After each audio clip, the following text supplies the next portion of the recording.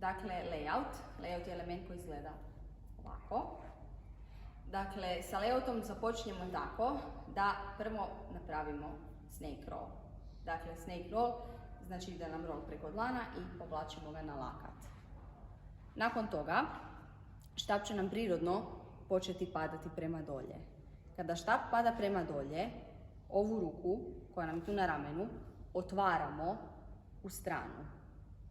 Kada ruku otvorimo u stranu, bitno nam je da nam je dlan prema gore. Ako nam dlan nije prema gore, roll nam neće uspjeti. Dakle, napravimo snake, tu završavamo, štap počinje padati, ruku otvaramo u stranu. Kako otvorimo ruku u stranu, tako otvaramo put i štapu i zarolat će nam se na ruku. Dakle, kada nam se štap zarola na ruku, to je istovjetno ovom rollu. Dakle, layout, da ga spojite, možete ga vježbati u dva dijela. Dakle, napravite snake i da se lijevom rukom si ulovite štap koji krene padati. Da otvorite ruku u stranu i da si pustite štap. Dakle, napravim snake, ulovim štap, otvorim ruku i pustim štap. One koji nisu pretjerano skloni snake rollu mogu napraviti layout sa takozvanim lakšim ulazom, to jest da nam je desna ruka, dakle skvrčena u laktu, štap nam je u lijevoj ruci i tako da ćemo štap prisloniti na ovaj dio lakta kao da ćemo ga zarolati na drugu stranu. I slijedi isti postupak, dakle rolamo štap, štap ponovno kreće padati, otvaramo ruku u stranu i rolamo štap.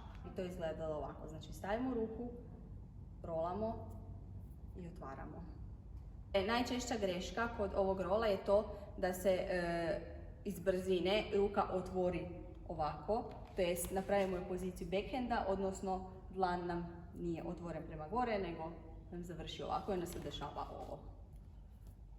Dakle, štap nam pada i to nije layout.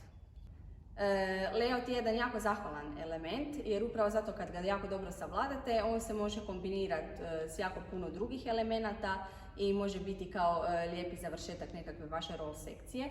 Pa tako, na primjer, možemo napraviti layout pop-off. Tako da, znači on se radi kada napravite layout i u trenu kad vam štap počinje padati i kad vam dotakne ovaj ovdje dio na ruci, znači taman ovaj dio podlaktice, s rukom napravite trze prema gore. Dakle, 1, 2, 3.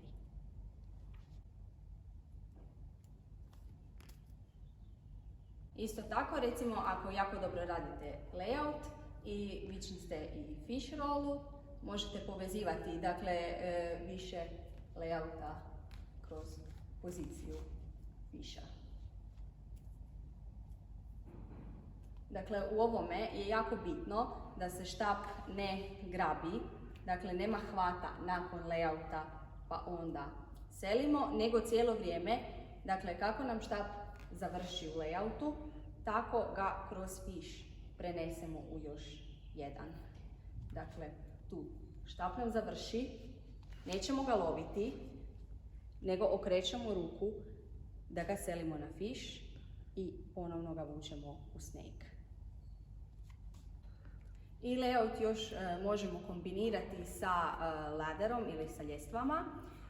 Dakle, tu nam štap završava na drugom laktu, to jest ponovno imamo ovaj položaj koji nam štap dođe nakon snake-a i princip je jednak. Znači, kada nam počinje padati nakon drugog lakta, otvaramo ruku i spajamo roll.